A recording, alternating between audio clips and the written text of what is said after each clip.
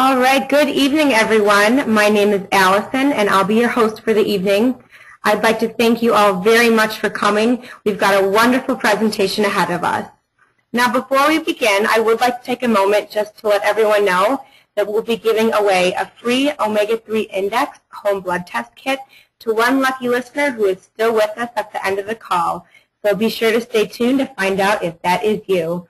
And one more thing, we will also be giving away a free gift to every single participant.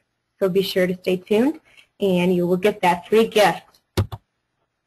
All right, I am thrilled to introduce Dr. Chilton. He is our keynote speaker for the evening. Dr. Chilton is a professor at Wake Forest University School of Medicine.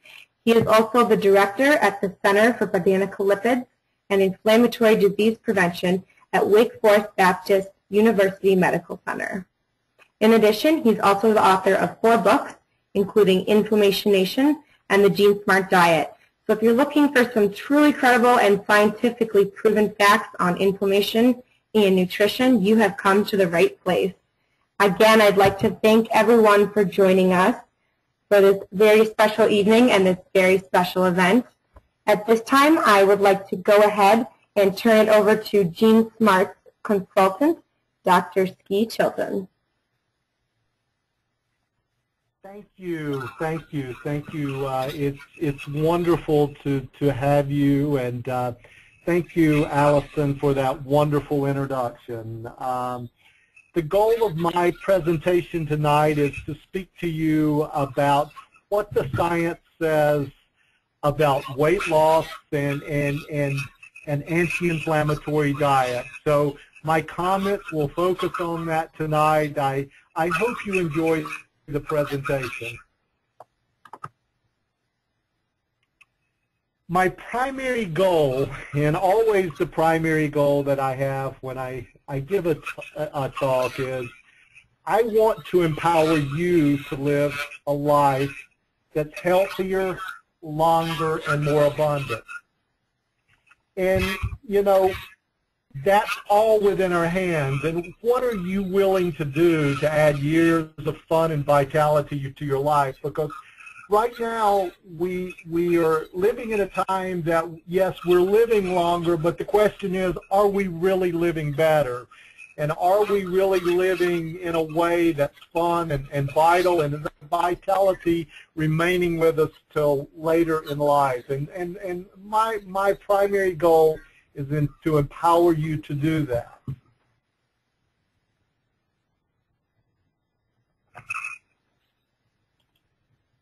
I'm sorry, I think I must have.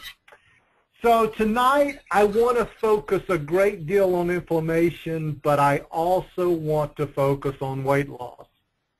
Now, if we think about weight loss, and I wrote an article for the U.S. Airways magazine not so long ago, Help, I Can't Stop Eating. It's really an incredible problem in this country, but it's also an incredible problem for even people like me. I personally right now, over the winter, have gained 8 to 10 pounds, and I'm not pleased with myself.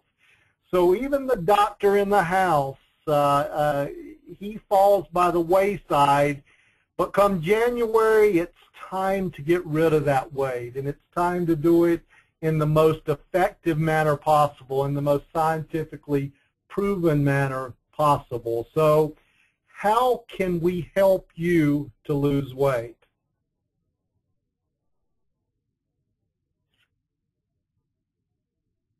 I'm sorry, my slides are going backwards, but I think my assistant Allison is helping them go forwards. So if you look at this particular slide, you get an idea of how difficult obesity is in the U.S. And basically what is shown in this slide is the United States, in particular states in the United States, in 1990 and 2000 and 2010. And as you look at each individual state, you'll see a color that designates the percentage of people within those states who are morbidly obese.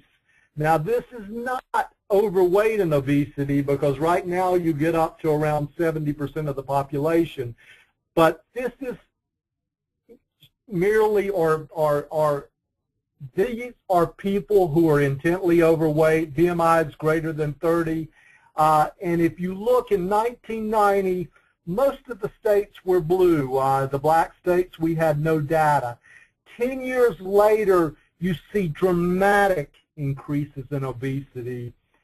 Then another 10 years later, you see, once again, this incredible jump in the number of people who are obese in this country. This is absolutely devastating. It's absolutely devastating for this country.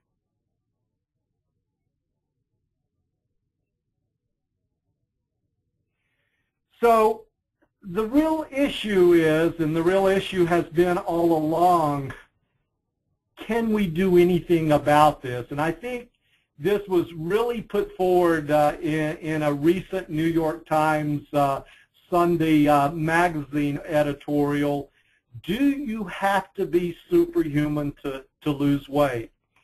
And with so many things working against us in the modern Western diet, with our own physiology working against us to dramatically try to keep our weight on, do you have to be superhuman to lose weight?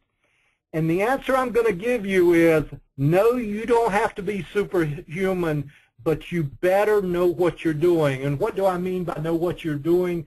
You better be able to do what the science tells you will work, or otherwise failure is a high likelihood.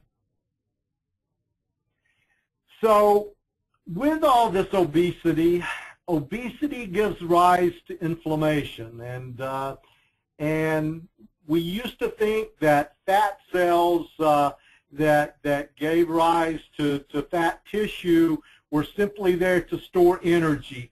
We now realize that those fat cells themselves are powerful inflammation organs themselves, and they put out inflammation signals that dramatically increase whole body inflammation.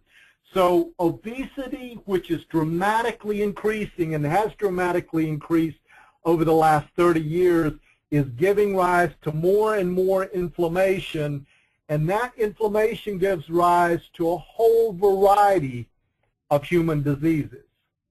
For example, 21 million Americans have diabetes, 250 million worldwide. That's a 50% increase in the last 10 years. Allergies, more than 50 million people in America. That's a 100% increase in prevalence of hay fever in the last 3 decades. Cardiovascular disease and inflammatory disease remains our primary killer.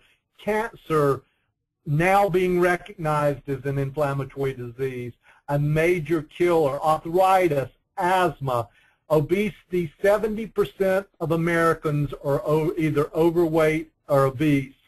The U.S. ranks #1 in healthcare spending and number 37 in performance. And that's not because we don't do a good job in healthcare, but it's because the obesity epidemic is driving inflammation, which is driving these devastating diseases. So here are a few examples of inflammatory diseases. Folks, when I give seminars all over the country, and folks ask me, what is inflammation? Well, inflammation, quite simply, is when white cells that are supposed to protect your body move out of the bloodstream and move into tissues, and once they move into tissues, they start disrupting those tissues and destroying those tissues. Now, they think those tissues are harmful. They think that there are parts in those tissues that are harmful, so they cause autoimmune responses. Now, if that happens in your joint, you have rheumatoid arthritis. If it happens in your skin, you have psoriasis. If it happens in the inner linings or the small airways of your lungs, you have asthma. If it happens in your coronary artery, you have heart disease. If it happens in your brain, you have Alzheimer's disease or depression. If it happens in your gut, you have Crohn's disease. In your lower gut, you have ulcerative colitis. But these are all driven by whole body inflammation, which is then driven by obesity. So how do we address obesity? How do we address gaining weight? How do we address this gain of weight that we've seen for the past 30 years?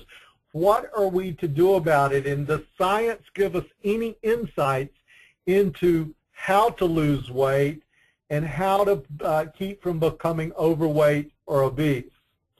And I say besides, one of the things I'm looking to is I love the beach. Spring is coming. I've gained 8 to 10 pounds. I'm not a happy camper. So in addition to my health, I would like to feel better about myself, and I'd like to begin to knock off those 8 to 10 pounds.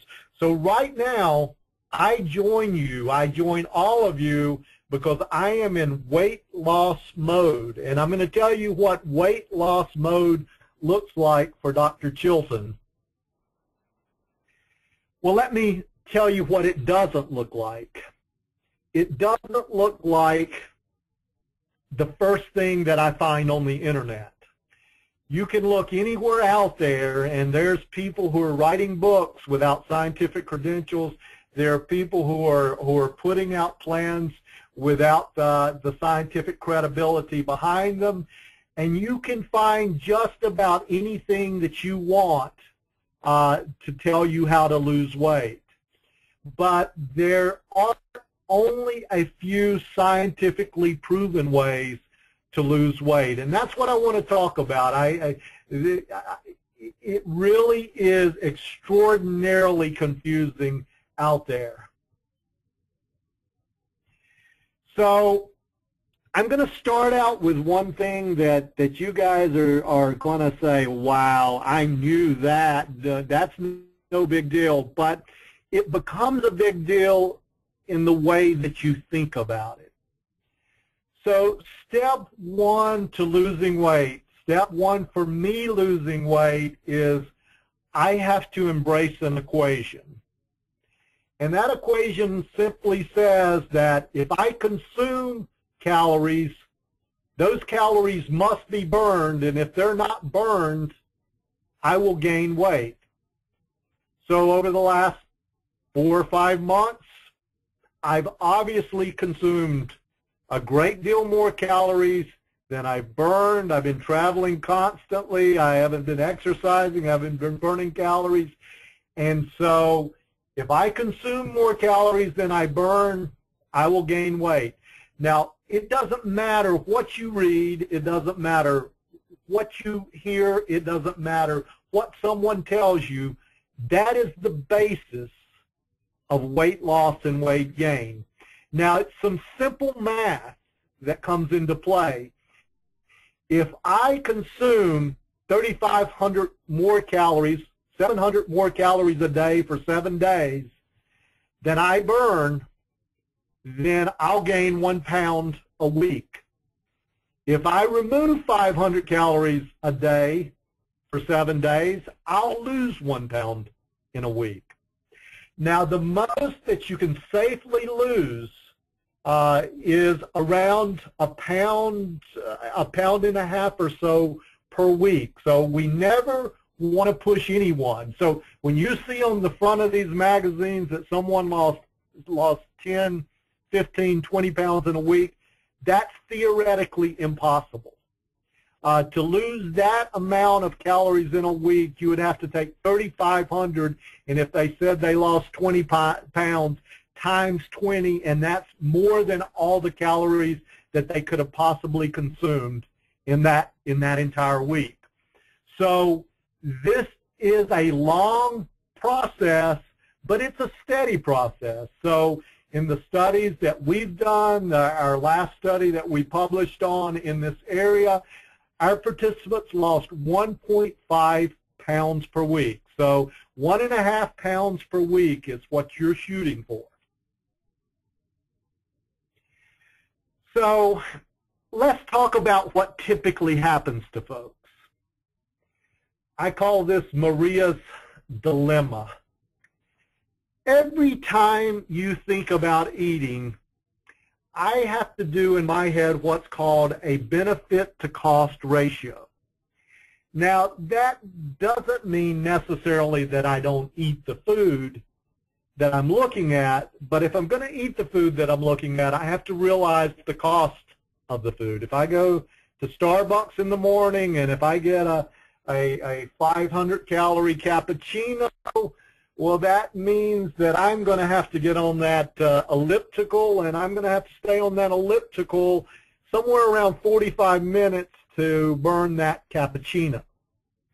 So maybe the cappuccino is worth it, but we have to realize that it is a balance. So Maria's dilemma, let's say she goes to a fast food restaurant. Let's say Chick-fil-A. Chick-fil-A has a bunch of really good food that can be diet food if we make the right choices.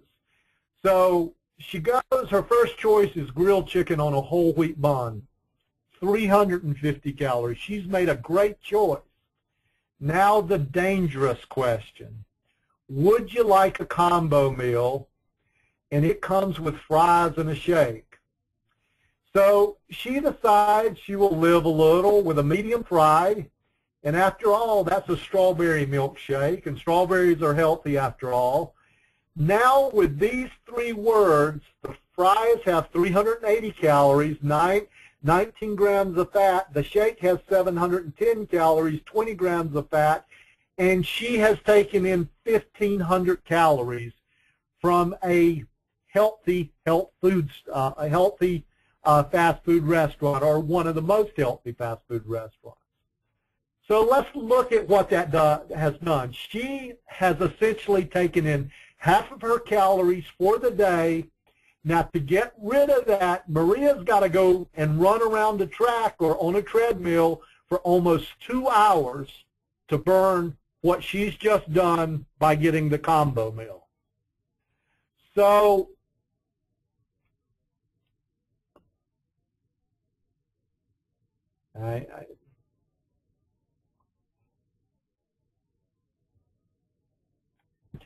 So it's always important, in fact, it's absolutely critical to understand what I call fat math.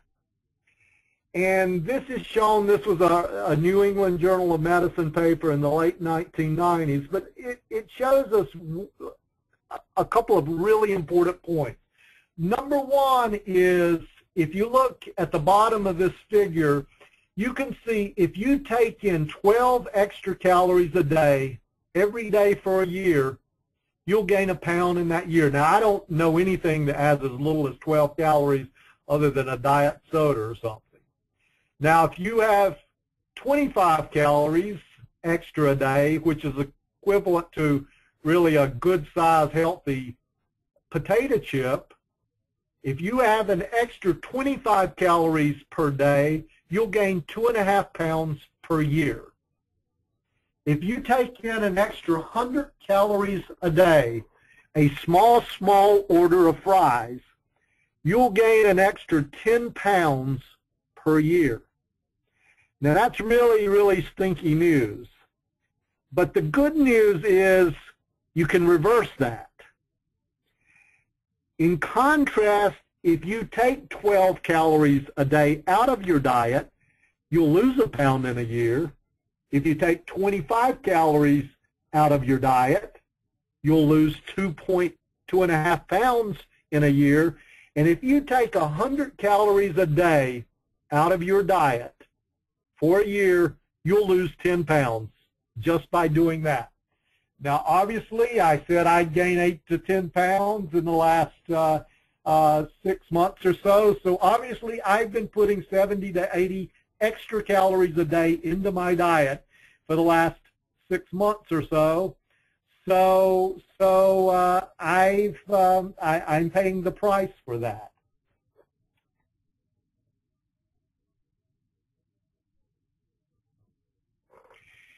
This shows it another way, and this is a study that came out in 2003. And this particular study injects exercise into the program. In this particular study, there were two groups. There was a high exercising group, it's the high physical activity, HPA, and then there was a regular physical activity group. Now, both groups were told how to reduce their calories, roughly 500 calories per day reduction to their diets. Now, you can see that both groups, after 6 months, lost 8 or so kilograms. Now, that's somewhere around 15, 16 pounds. So we would all love to lose that amount of weight in 6 months.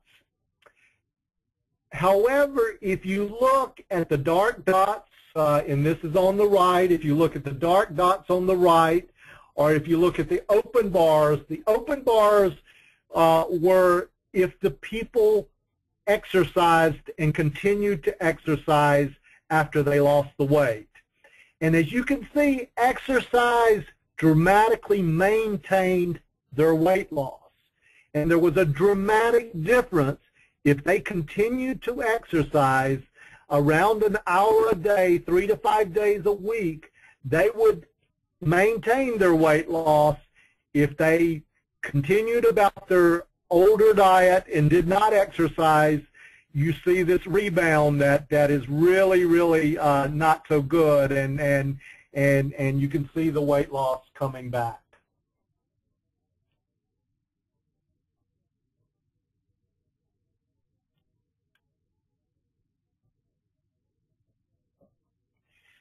So,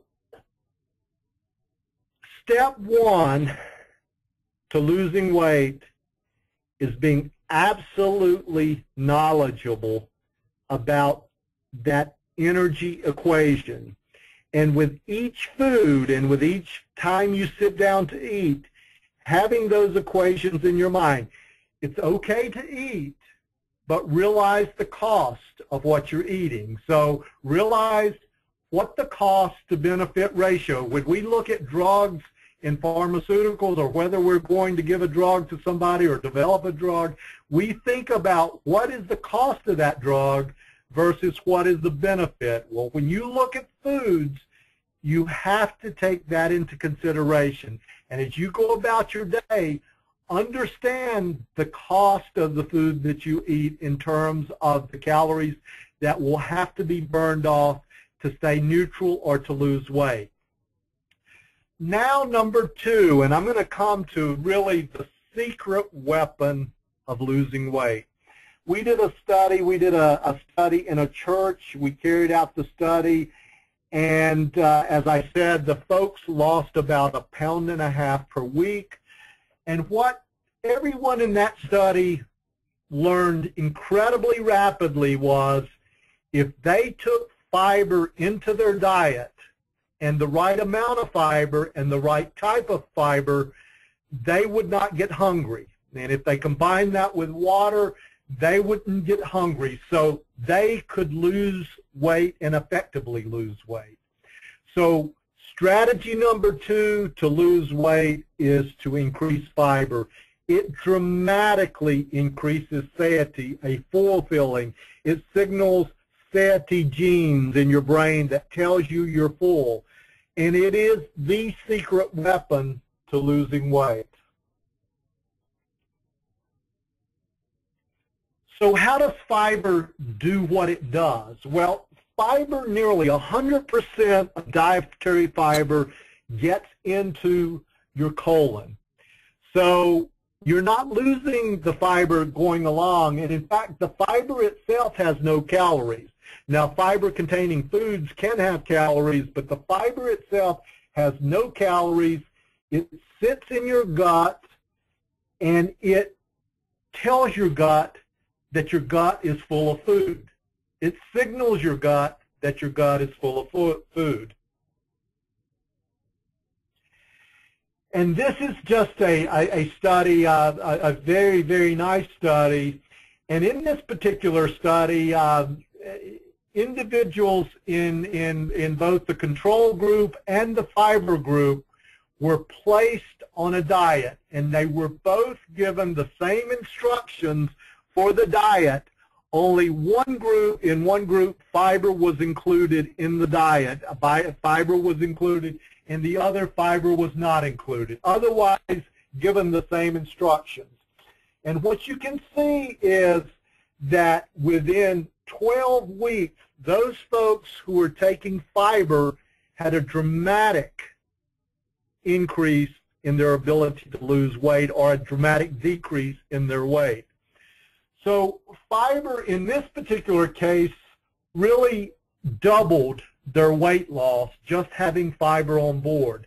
As I said before, fiber together with water, and there are now studies showing you start out each morning with 16 ounces of water, you start out with a fiber cereal, and you have dramatically improved your chances of losing weight. Now, fiber does a number of other really, really good things, and there are a number of huge studies that show that fiber dramatically improves heart health. For example, there's a 55% reduction in your chance of having a heart event for individuals who are on the highest amounts of fiber in the health professionals follow-up study. In the nurses' health study, a 66% reduction in women having a heart event for those individuals taking the highest amount of fiber. So again, fiber dramatically improves heart health.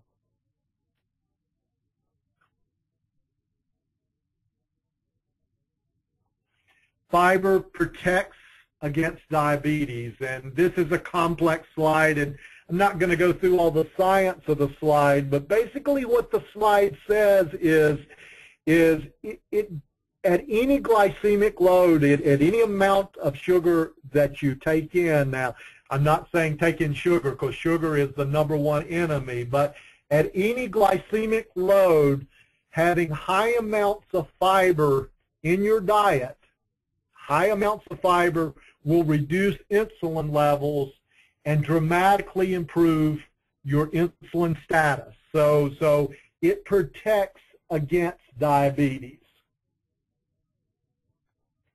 Well, I'm sure many of you out there are asking, okay, I believe you. The data speaks for itself on fiber. How much fiber should I take?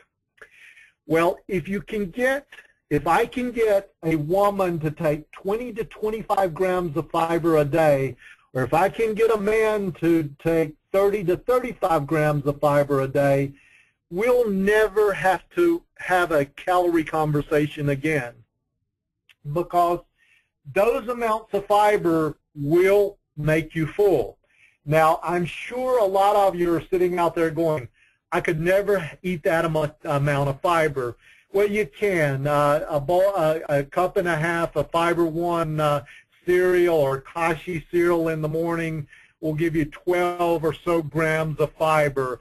Some blueberries, blackberries on top of that, another 3 to 4. A pear in the middle of the day, 7 grams of fiber. A Fiber One bar as your snacks in the middle of the day. Another 8 to 10 grams of fiber. Vegetables, large amounts of vegetables, 8 to 10 grams of fiber per large vegetable platter. So getting to those levels of fiber are quite doable. Now, there are a couple of really, really important points here. Number one is at least 30% of that fiber should be soluble. Now, what does that mean? I can't give you all the foods that are soluble fiber, but Google soluble fiber in the foods. If you go to my last book that I published, Made to Crave, with Lisa Turkhurst, the action plan, we have soluble and insoluble fiber foods, and it's also really important to drink water with that fiber. Now, if you don't at least have 30%, it's best if you have more, and you drink water, you're going to have issues. You're going to have issues with gas. You're going to have issues with stomach pain. So it's vitally important to take in enough soluble fiber. The food industry's done a fantastic job with insoluble fiber, but it's really important to have fiber. With those two very, very important tools, you can be successful in losing weight. And as I said, right now, I'm in the midst of this battle with you. And what I do is markedly increase my fiber content. I watch my calories, and that's the magical combination to lose weight. So that's the weight loss part of it. Now I'm going to come to exercise in a minute because it also plays a role. But the modern Western diet in and of itself is highly pro-inflammatory, and it really, really does a lot of nasty things to us, including inducing obesity, but also it, by its very nature, induces a type of malnutrition, a malnutrition of excess by itself. So what else can you do to help you lose weight, but also avoid this modern American diet that is absolutely destroying our health? Well, number one, choose the right foods. Now, sometimes it's difficult to get the right foods or the right bioactives in the foods within the foods themselves, and that requires supplements and a specific approach to exercise. Now, let me speak to all of those.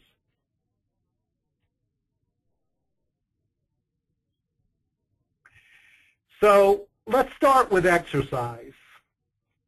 Increase your exercise and exercise the right way. Now that's one of those, once again, kind of like the first point, that's common sense.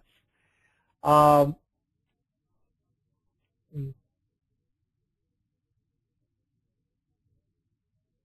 sorry, I'm having a second to get my my slide to change. But we really don't have an alternative. I mean, the exercise alternative, I love this cartoon. What fits best into your busy schedule? Exercising 1 hour a day or being dead 24 hours a day? Exercise is truly miraculous in its ability to protect our health. Exercise has dramatic benefits. Exercise does something that I love to think about, and I think about a lot. It induces what's called adaptive stress. And what it does is it stresses your body, and when you first start doing it, really stresses your body, but your body adapts to that stress. And once it adapts to that stress, it starts to do some very miraculous things to protect your body. It increases your lifespan. It dramatically increases your muscle mass. Let me address that point real quickly. In the study that we did, there were a number of people who just wanted to follow the dietary portion of our study. They lost the same amount of weight as the folks who who exercised. So those who did not exercise lost almost the same amount who exercised. But those who exercised had dramatic increase in their muscle mass, and they lost 4 to 5 inches around the waist that the others did not. So if you want to be shapely and at the same time lose weight, it requires exercise. Exercise itself is not a great way to lose weight, but the exercise together with eating right will dramatically increase muscle mass and increase your shape. And really, no one cares what you weigh. When you're really caring about what you look like, what folks care about is what you look like, not what you weigh. It prevents chronic disease. It lowers blood pressure. It stabilizes glucose, dramatically reduces inflammation risk factors, increases bone density, reduces depression, anxiety, cognition, and increases overall quality of life.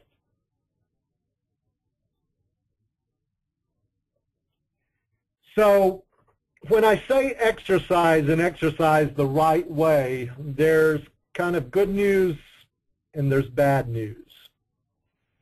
The good news is you don't have to exercise as long as you might think. A lot of folks go out and exercise an hour to 2 hours a day. You can really do what's necessary to induce an adaptive stress response in 30 minutes or so, but you do have to exercise harder. Now, I want to be clear here, because if there's an individual out there, I want everyone to go and make sure it's okay that they exercise from their doctor. So we don't ever want to exercise hard and in a way that wouldn't be advisable without our doctor saying we can. But if our doctor says we can, then what the studies show is we can exercise shorter amounts of time, but we need to have our heart rate up somewhere between 60 and 90% of our maximal heart rate. Now, as you get older, that's much easier to do. Walking around the track hard will do that. If you're younger, that can be more difficult. Clearly, if you're younger or you're somewhere in middle age and you're on the elliptical reading a book, you're not there. So you can't be reading a book on an elliptical. You can't be just simply lifting weights and then waiting 5 to 10 minutes before you lift another set. So understanding your heart rate is crucial. Your maximal heart rate, an estimate of it, and certainly this is our best way to estimate, or the American Heart Association says it is 220 minus your age. Now, that's not exact, because to get it exact, we would have to put you in a chamber and calculate what your metabolic rate is. But it's a good a measure. So 220 minus your age. So let's play that I'm 50 years old. 220 minus 50 would get me to 170. Now, 170 beats per minute would be my maximal heart rate, and I would want to exercise somewhere in that 65 to 85% of that. So 170 times 0.65 or 170 times 0.85. Most sophisticated machines in your Y will calculate that for you.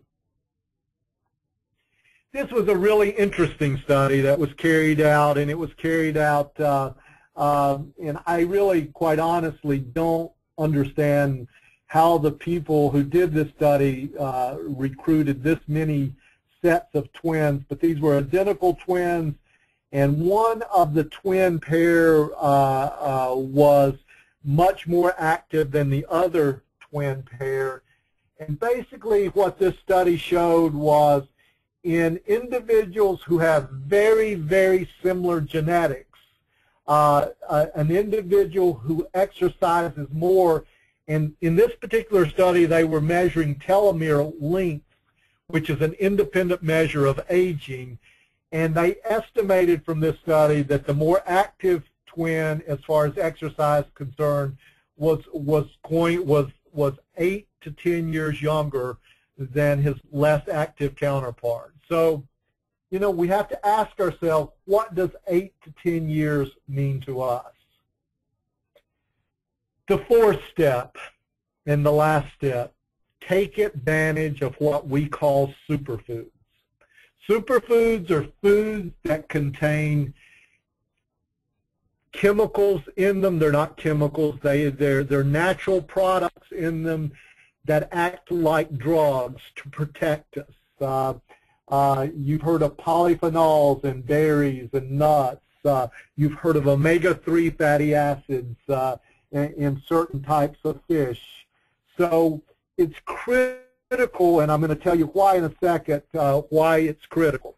First of all, let's focus on polyphenols. Polyphenols are found in the skins of grapes, red grapes. Red wine gives rise to wines with polyphenols, red juices, but the skins of grapes, and in particular red grapes, contain high amounts of helpful polyphenols such as resveratrol and the anthocyanins. Now I love this commercial. The scientists are looking at each other. The red wine makes them live longer, but they get to be a real pain.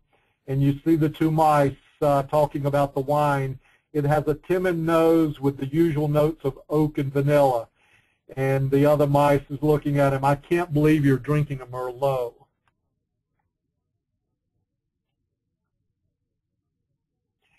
Now, we begin to understand that there might be something special about polyphenols with something called the French paradox.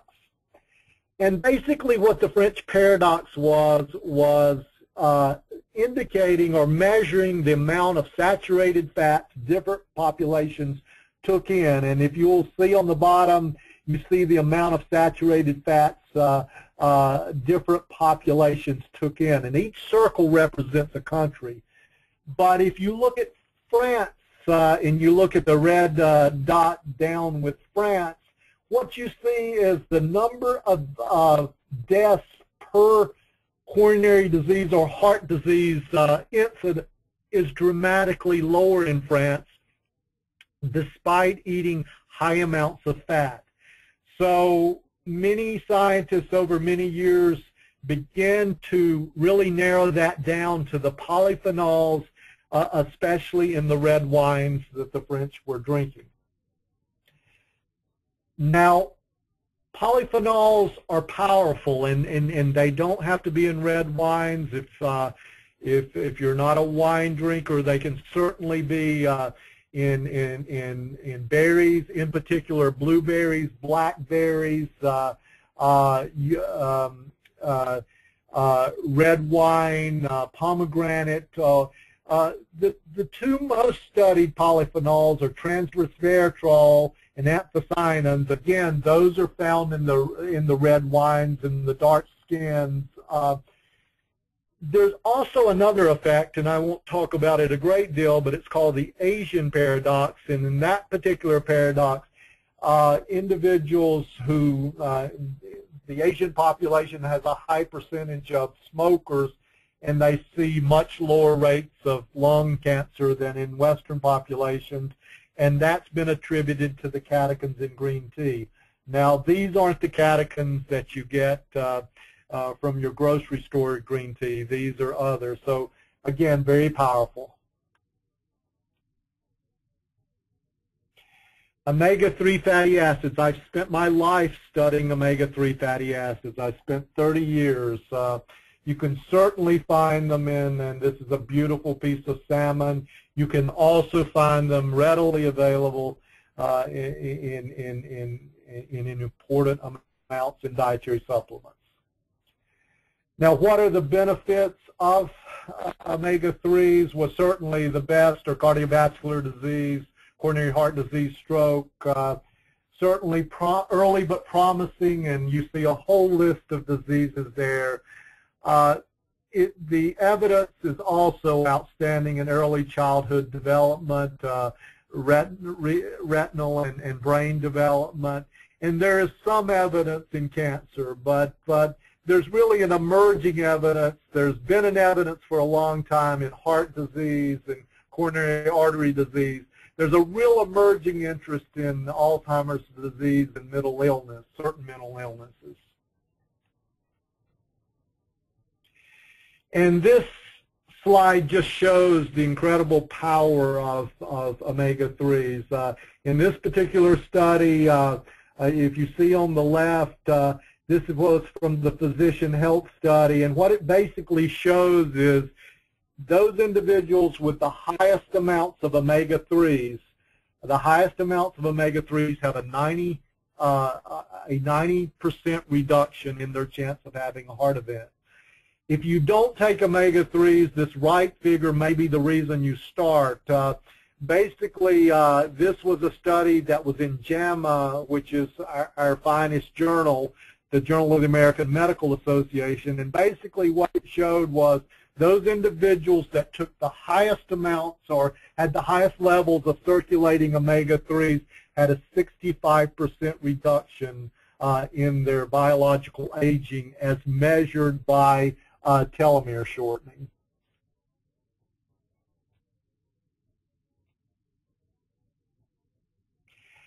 There's been a dramatic increase in the use of omega-3s for certain mental illnesses. This slide just simply shows you that the United States leads all developed and undeveloped countries in the number and the percentage of individuals who have mental disorders. Out of 14 countries, the United States has by much, the highest rate of mental illness, 26.4%. And this is a study, a very important study that came out a couple of years ago. These were individuals who had an incredibly high risk of transitioning to a psychotic disorder. And in this particular study, they were placed on fish oils or placebo for 18 months. And if you see the dotted line at the top, you can see that the fish oils in this particular study protected those individuals from transitioning into a psychotic disorder. You can know your omega-3 levels in your blood. GeneSmart has a test to do that. You can stick your finger. It can be put on a filter paper and can be analyzed to tell you where you sit. Are you at a lower amount, an undesirable amount? Are you somewhere in an intermediate amount? Are you in those higher levels that have been shown to be protective against heart disease and aging? Finally, not all fish are created equal. I published a paper that was featured in the New York Times a few years ago about especially tilapia. I love this cartoon. It depends on where you're getting your fish from as to their effectiveness. And basically what we showed in this study was that tilapia, whether it be all tilapia or Central America tilapia, Asian tilapia, had a very high level of the pro-inflammatory fatty acids relative to the anti-inflammatory fatty acids. And that was as opposed to wild and farm salmon, which their amount, they had very beneficial both amounts of omega-3 to omega-6 fatty acids. So many of the farm fish, or some of the farm fish like tilapia and catfish, have high levels of omega-6 pro-inflammatory fatty acids and may in fact be driving some diseases. And here is a survival guide. You'll find it on the GeneSmart website. You'll find it in my latest book. But it's simply a listing of fish, and those fish that contain the highest amounts of omega-3s, those that contain intermediate amounts, 150 to 500 milligrams per serving, and those that contain less.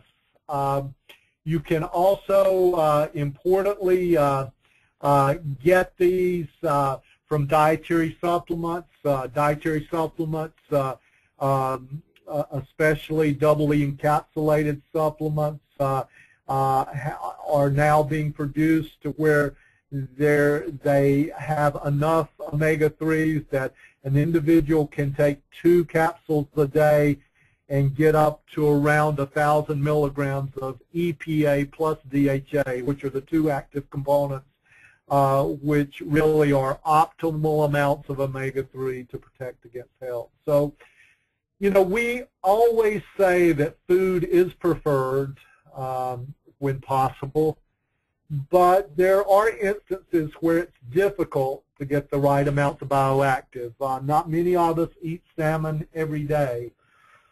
Not many of us get a fatty acid that we've shown to be beneficial in our studies called gamma-linolenic acid in borage oil.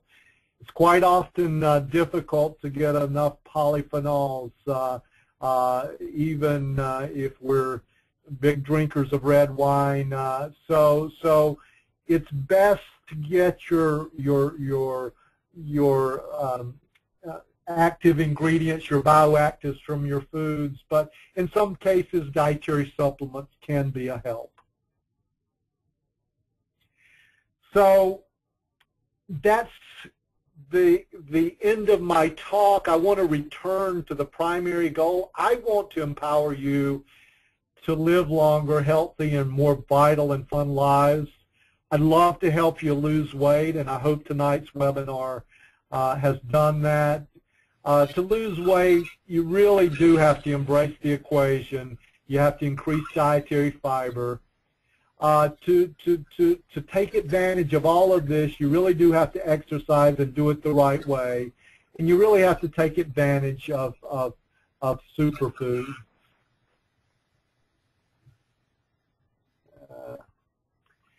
So what now? I hope that that you will utilize the tools that you've been given tonight.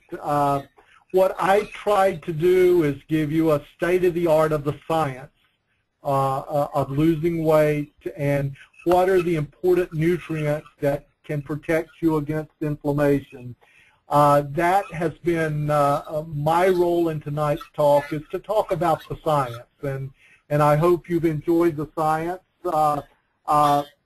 I want to take us back now to Allison Lucchetti. Miss Allison is going to tell us a little bit more about GeneSmart Wellness, but I thank you for your time, and Allison, take it back.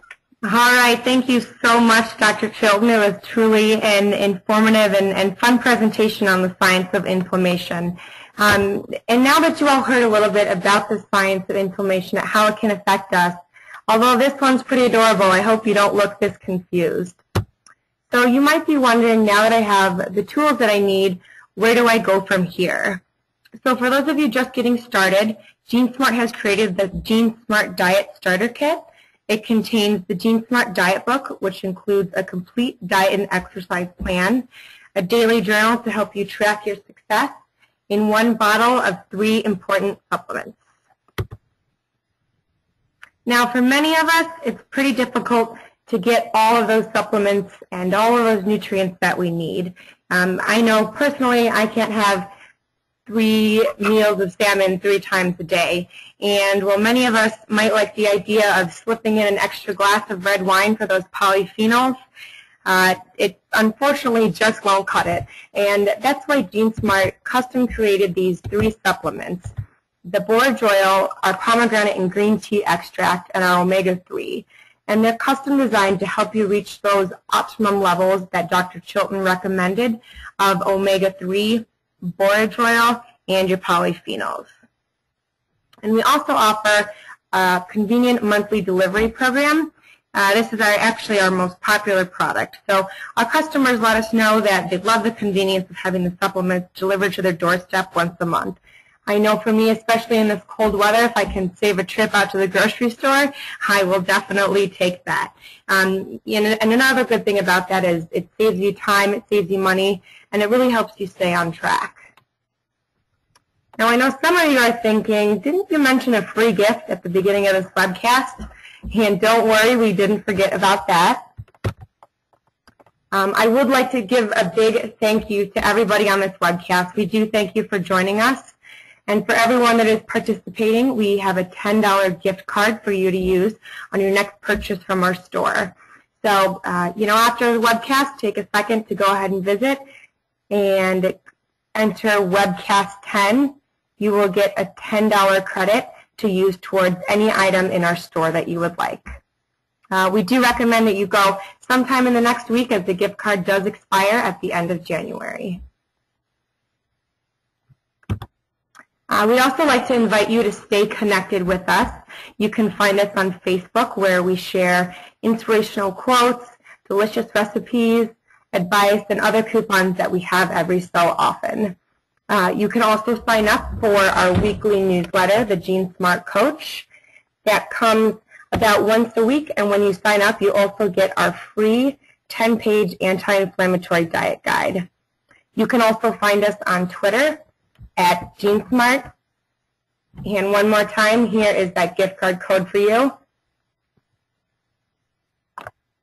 All right, and last but certainly not least, I know we had mentioned our omega-3 index test. So who is the lucky winner of that test?